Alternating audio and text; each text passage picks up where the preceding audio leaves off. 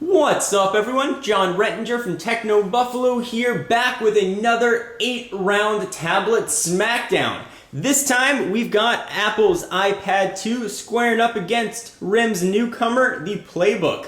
Let's go ahead and see who the winner is.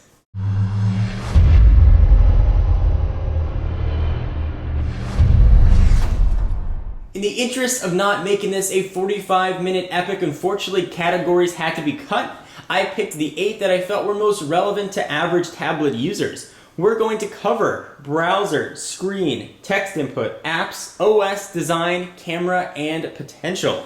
So let's go ahead and jump right into what I use tablets for most, the browser. We've seen the browser on the iPad 2 quite a bit. I've covered it ad nauseum on Techno Buffalo. Pinch to zoom, the multi-touch functionalities works very well. Scrolling is really smooth. It's got a nice physics engine, so when you flick slowly, it goes slowly. When you flick fast, it goes fast. Very rarely do you see the checkerboard loading pattern. It just works very nicely. It does not, of course, have flash support. That's sort of Apple's infamous, I suppose, now for that. So if you're looking at regular websites or HTML5 websites, you're going to get a great browsing experience. If Flash is what you're looking for, however, it is going to be unviewable on the iPad 2. So now let's move over to the Playbook. Let's go ahead and open this up. Scrolling is also nice and smooth. Moves with your finger, physics engine's quite good. Pinch to zoom also works very well, and this is all doing that while Flash content is running because the Playbook does show Flash content and actually shows it very nicely. So I'll go ahead and hit the tabbed browser here. You get that visualized look of the tab so you can actually see what you're jumping to. I'll go ahead and go to, let's say, my YouTube channel, youtube.com/John4Lakers. YouTube is, of course, encoded in Flash, and you can see that it will start playing very quickly.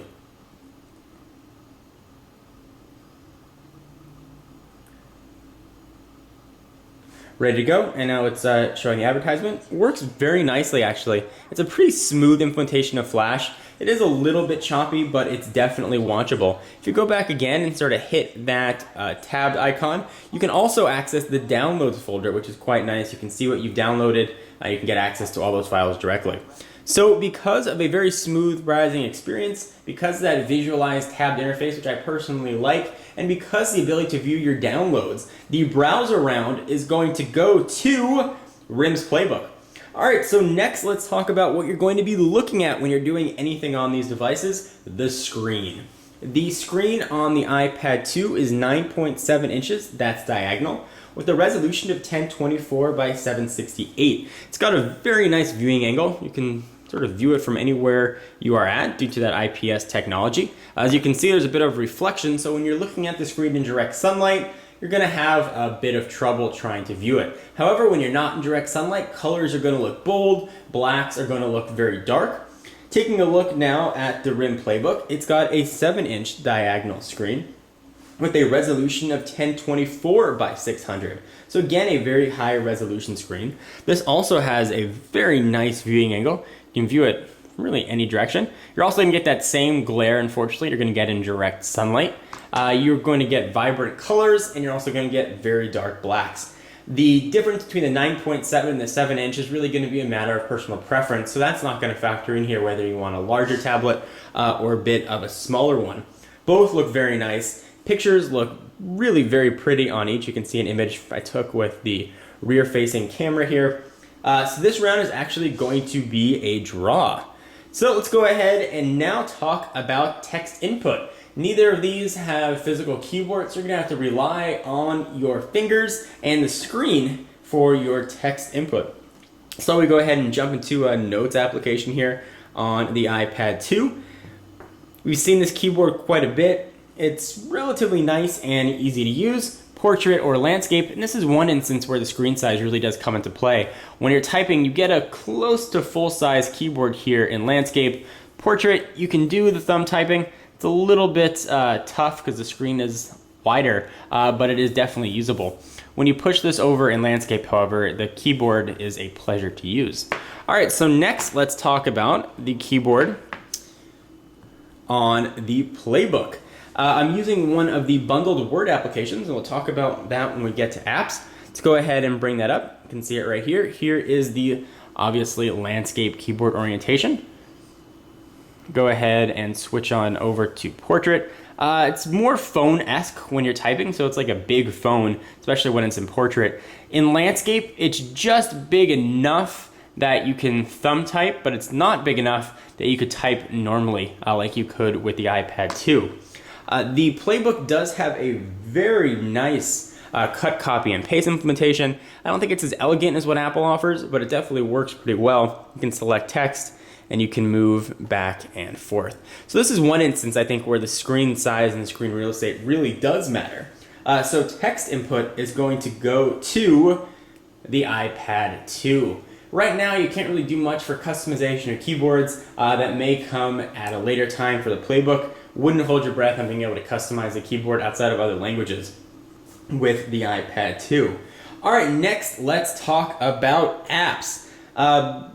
There's not really much to say that hasn't already been said about the App Store for the iPad. It's robust. There are hundreds of thousands, probably even close to millions of applications out there now, from games to enhancements. The App Store and the app environment is very impressive, but it's also been around for quite a while. You're not going to get that many bundled apps on the iPad 2. You're going to get some camera applications like FaceTime, which you can use if you like to video chat, which is nice. You can video chat from iPad 2 to iPhone 4 or from a Mac or any combination of those devices. You're also going to have some other cool photo applications. You're going to get Photo Booth and the camera in there. You're going to access to iTunes and the iBook Store. On the application standpoint on the Playbook, this is where things get a bit interesting. So you do have access to BlackBerry's App World, which is not that populated with applications, but that's sort of to be expected since the tablet is quite new. You have applications that are in here that were meant for a smaller screen real estate you see on other BlackBerry devices. It's got a very nice clean layout, but there aren't that many apps here.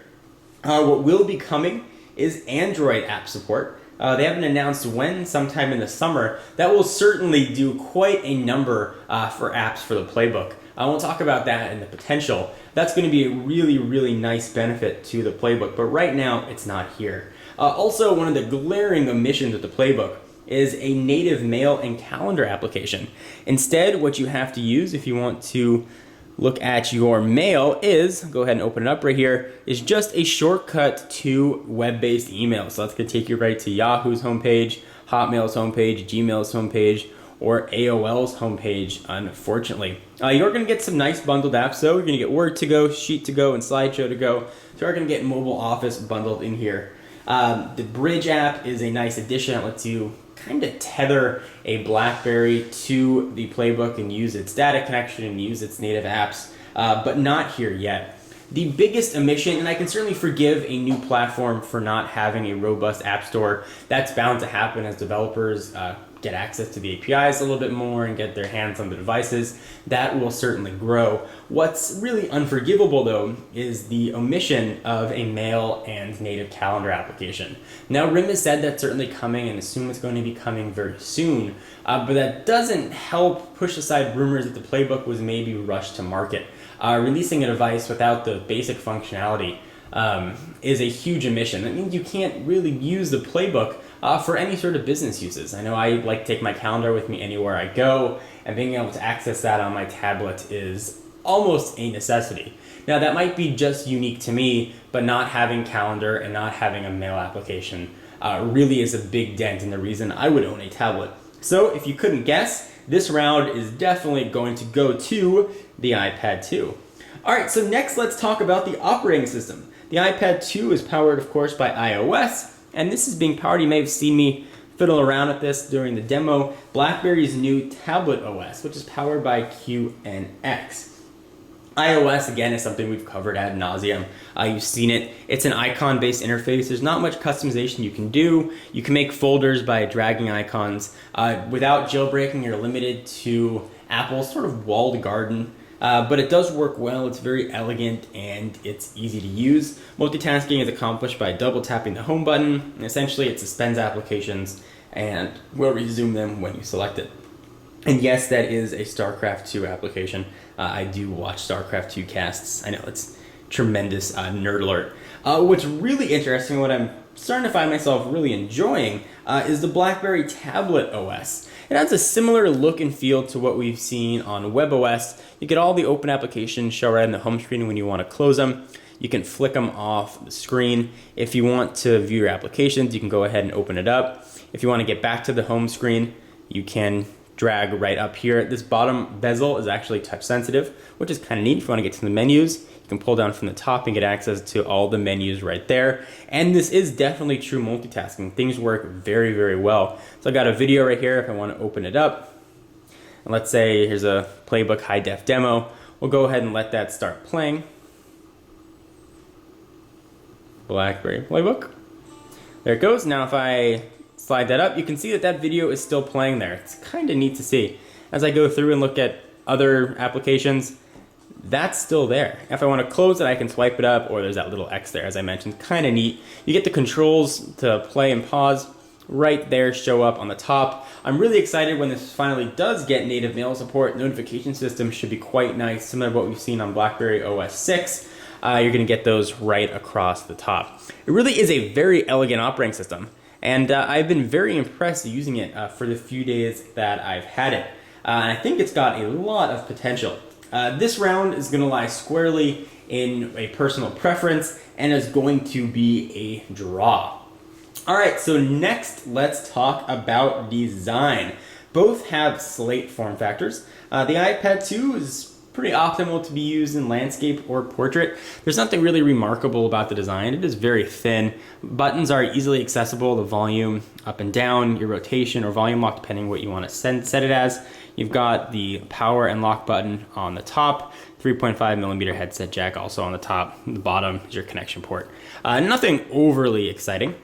The Playbook is most optimally viewed in landscape. It's got a nice feel to it. The bezel's just big enough that you can hold it and you're not going to worry about tapping the screen.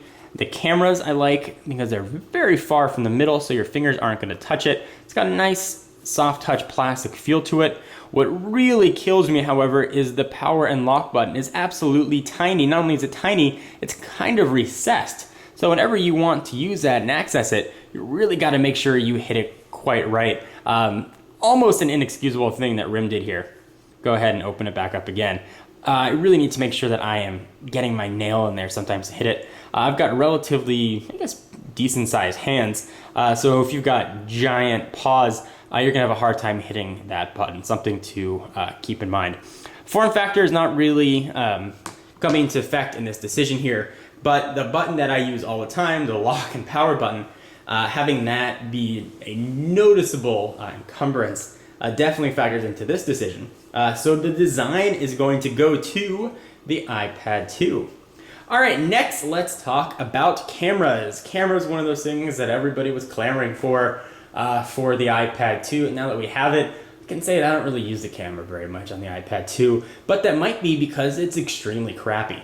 The camera on the back of this guy, if we flip it over, is capable of shooting 720p video. The pictures that come out of it are grainy, don't look very nice at all, actually. And oftentimes I find my finger covering that camera, depending on how I'm holding the device. You have to be very cognizant of it.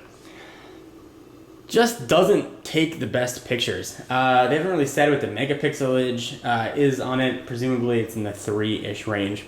The cameras on the Playbook are capable of shooting full 1080p video. It's got a 5 megapixel shooter on the back, which again is right in the middle, so your fingers aren't gonna cover it. You've got a nice 3 megapixel camera on the front. There isn't any flash on either, but you are getting a really nice camera that works very, very well. You can see the camera application open up there. So let me take a picture of the iPad. The camera is just a world of difference as far as what works better here. And I thought that this was important to include. So camera is definitely going to go to the Playbook. All right, let's go ahead and wrap this up with a talk about the potential of both platforms. Certainly, iOS has a ton of potential, and that potential is really squarely in the hands of the developers. Apple's hasn't changed the operating system very much, but what the developers can do with it is really an impressive feat. Applications from looking at my screen right now, from speed tests to games, to productivity, to video editing. There's a lot that you can do. I am very excited about the future of the Blackberry Tablet OS, actually. Once we have Android app support, once those glaring holes of calendar and mail are being filled, and those are all something that will be addressed as the operating system in the tablet matures, certainly before we see the Playbook 2, there's a lot of potential in this operating system. What you're looking at is probably the future of BlackBerry as a whole. It's elegant, it works very well, it's smooth, it's optimized, and I think that if it gets developer support, this could definitely be a competitor in the tablet world. So this is most definitely going to be a draw. So we went through 8 rounds. I'll recap them for you. Browser, surprisingly, at least for me, went to the Playbook. Screen was a draw. Text input went to the iPad 2. Apps also went to the iPad 2. OS was a draw. Design went iPad 2. Camera went back to the Playbook. And potential was a draw. So that gives us a final score of iPad 3, Playbook 2, which means the iPad 2 is our winner. With 3 rounds being a draw, the iPad surprisingly barely eked out a victory. If the Playbook had launched with Android app support, if we'd had that missing calendar and mail applications, and if there'd been a little bit more app support, this would have turned out very, very differently. I'm really looking forward to revisiting this in about 6 months when those things have been filled in to see how both of these tablets compare and are maturing. So what do you guys think? Is the Playbook for you? Are you interested, not interested? I'm really curious to know what you guys think. I am John Rettinger from Techno Buffalo. If you want to see a comparison, a visualized comparison of really all the major tablets out on the market right now, be sure to check out Techno Buffalo. Link going to be down below for an awesome infographic. And for all your tech news, be sure to check us out. I am John Rettinger, and I'll see you in the next video. Bye-bye.